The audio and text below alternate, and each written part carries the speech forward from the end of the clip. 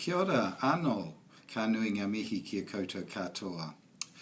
It's good to be having a brief conversation with you on a regular basis, and today I wanted to talk about money and our sector.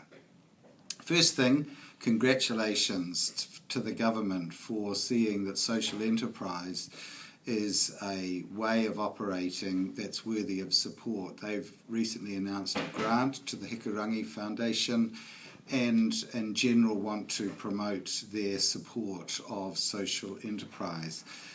And social enterprise, as I understand it, is people who are working in a business setting, selling goods or services, but are working from a social good perspective, and their money, their profits, are principally being used for the good of the community.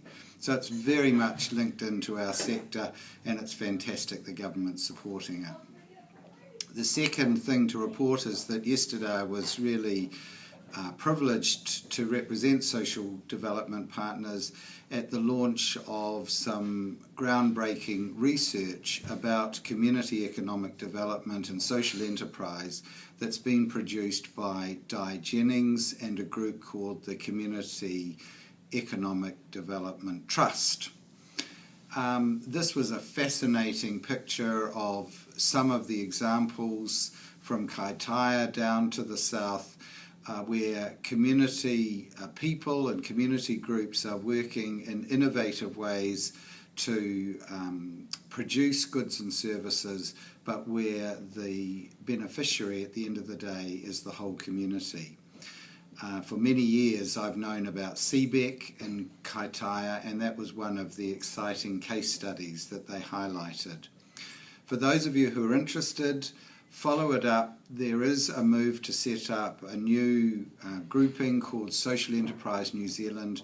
I want to be involved. I want social development partners to be involved, and you might want to as well. The third comment that I want to make about money is that just because some of our members and ourselves are receiving government money, that must never be at the expense of our ability to act as advocates for the issues and the people, the groups and the communities that we're most passionate about.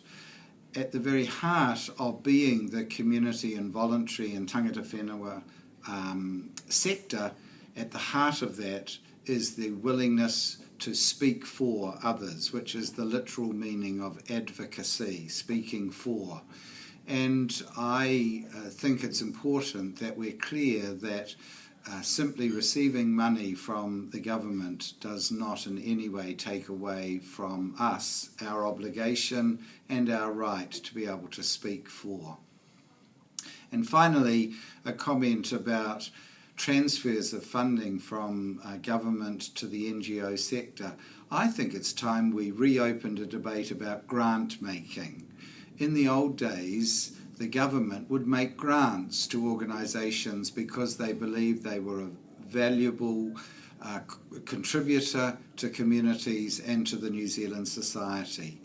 Those days have gone, and we are now saying we will contract for services. I think there's a very good case to reopen that tradition of grant making, so that where an organisation or a group is seen to be of value, then the government is willing to make a grant to contribute to their work. So that's it, my thoughts about money. Kia ora koutou.